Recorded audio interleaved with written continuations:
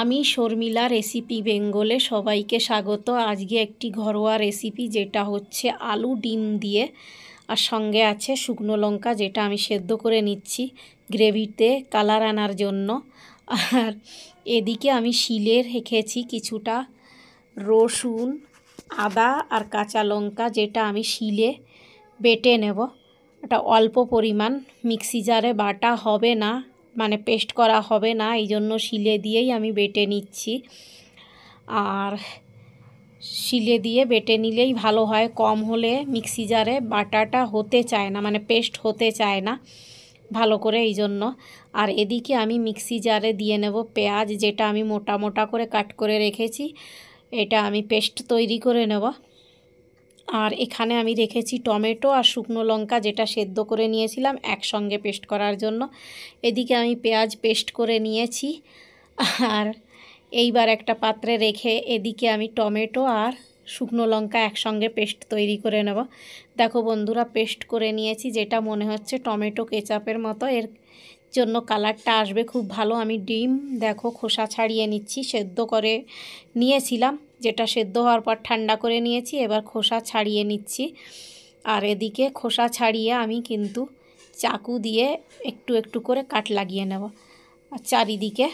আর এদিকে ডিম কিন্তু এই যে ভেঙে যাচ্ছে, এটা কিন্তু কিছু মনে করো না।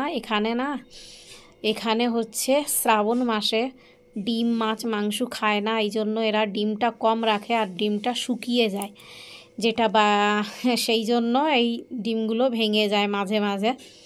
আবার নতুন ডিম হলে ভাঙে না, যেটা অনেক দিন ধরে থাকলে এরকম হয়ে যায়, কেউ কেনে না এই জন্য।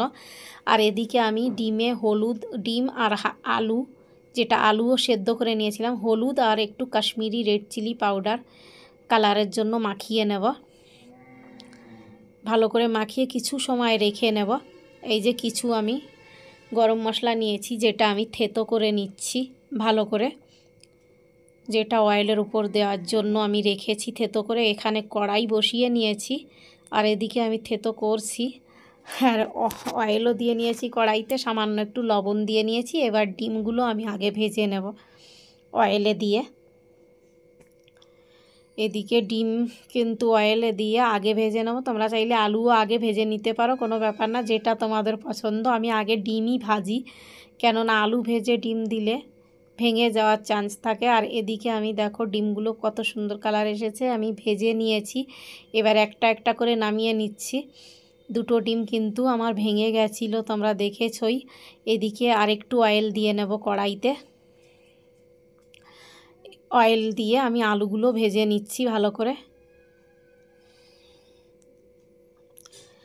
আলুগুলো ভালো করে সেদ্ধ করে নেওয়ার পর এদিকে দেখো ডিম এই যে ভেঙে গেছে, যেটা কুসুম থেকে, মানে কুসুমটা বাইরে বেরিয়ে গেছে। আর এদিকে কুসুমগুলো, মানে ভাঙা ডিমগুলো পরে দেব গ্রেভিতে, আর গ্রেভির আগে কিন্তু ওই যে ডিমগুলো পুরোটা সেইটা দিয়ে নেব। এদিকে আমি কিন্তু আলু ভেজে নিয়েছি। এইবার কড়াইতে দিয়ে নিয়েছি তেজপাতা, এইবার দিয়ে নেব জিরে, আর সঙ্গে দিয়ে নিচ্ছি যেটা গরম মশলা পাউডার আমি করে রেখেছিলাম, মানে থেতো করে রেখেছিলাম। এবার দিয়ে নেব পেঁয়াজ, যেটা আমি পেস্ট করে নিয়েছিলাম। এইবার পেঁয়াজটা আমি কিছু সময় ভালো করে ভেজে নেব লাল লাল করে। আর এদিকে আমি পেঁয়াজ কিন্তু ভেজে নিচ্ছি।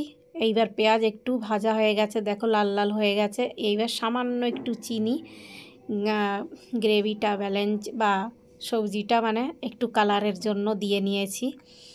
আর এদিকে আমি ভালো করে কিছু সময় আবার কষিয়ে নেব। দিয়ে নিয়েছিলাম আদা রসুন, যেটা দেখানো হয়নি, আর কাঁচা লঙ্কার পেস্ট, যেটা দিয়ে আমি কিছু সময় আরও নাড়িয়ে নিয়েছি, যেটা দেখানো হয়নি আর স্কিপ হয়ে গেছে। এইবার দিয়ে নিয়েছি আমি ধনে, জিরে আর কাশ্মীরি রেড চিলি পাউডার, তিনটেই দিয়ে নিয়েছি। ধনে পাউডারটা একটু বেশি দিয়েছি, আর জিরেটা কম দিয়েছি, আর সামান্য একটু কাশ্মীরি এবার দিয়ে নিয়েছি হলুদ আর স্বাদ অনুযায়ী লবণ, মানে পরিমাণ মতো, পরে আবার দেখে নেব, পরে আবার দেব। এখন পুরোটা দেয়নি লবণ, বাকিটা পরে দেব। আরও কিছু সময় ভালো করে কষিয়ে নেব। এবার দিয়ে নিয়েছি টমেটো আর যে শুকনো লঙ্কা আমি যেটা পেস্ট করে রেখেছিলাম, দিয়ে কিছু সময় ভালো করে কষিয়ে নেব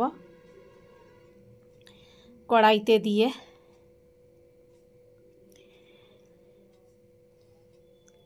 কষিয়ে নিয়েছি। এবার দিয়ে নিয়েছি কিছুটা জল, দিয়ে আবার ভালো করে ঢাকা দিয়ে কষিয়ে নেব মশলা।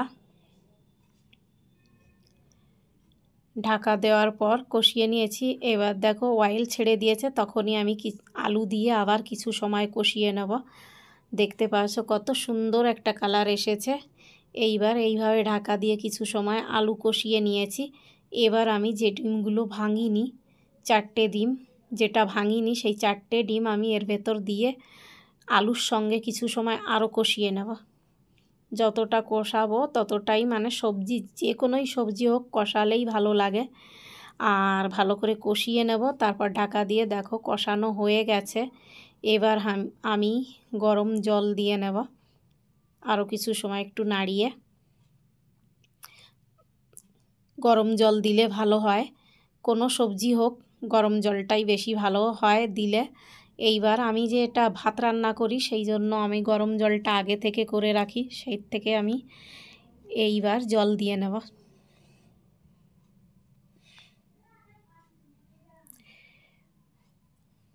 গরম জল যেটা আমি দিয়ে নিয়েছি। গ্রেভিটা তোমরা তোমাদের হিসাব মতো রাখতে পারো, জল কম বেশি। আমি আমার হিসাব মতো রাখবো। আর জল দিয়ে নেওয়ার পর আমি এইবার ঢাকা দিয়ে হতে দেবো। আর যে ভাঙা ডিম দুটো ছিল, সেই দুটো এইবার এর ভেতর বসিয়ে দেব। বসিয়ে দিয়ে ঢাকা দিয়ে নেব।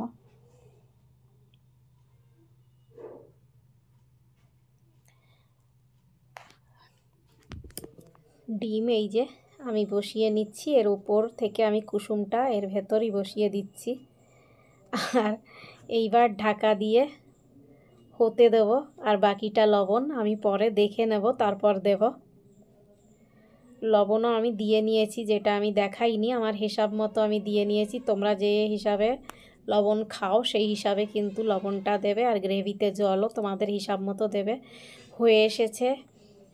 এবার আমি দিয়ে নেব যেটা হচ্ছে গরম মশলা পাউডার। তোমরা অ্যাড করে নেব। গরম মশলা পাউডার তোমরা নাও দিতে পারো, কেননা আগে যেহেতু দিয়ে থাকি সেই জন্য, কিন্তু আমি দিয়ে নেব গরম মশলা পাউডার দিয়ে। এইবার গ্যাস অফ করে আমি ঢাকা দিয়ে কিছু সময় রেখে নেব। কেমন লাগলো বন্ধুরা আমার এই রেসিপি? যদি তোমাদের ভালো লাগে লাইক কমেন্ট শেয়ার করতে কিন্তু ভুলো না, সঙ্গে বেল আইকনটাকে ক্লিক করে দিও। এদিকে দেখো গ্রেভিটা কেমন লাগছে, লাগছে না সুন্দর? আর অন্য ভিডিও আনার জন্য আমার পাশে থেকো, ভালো থেকো, সুস্থ থেকো। নতুন নতুন রেসিপি আনার জন্য আমাকে উৎসাহিত করো বন্ধুরা। বাই।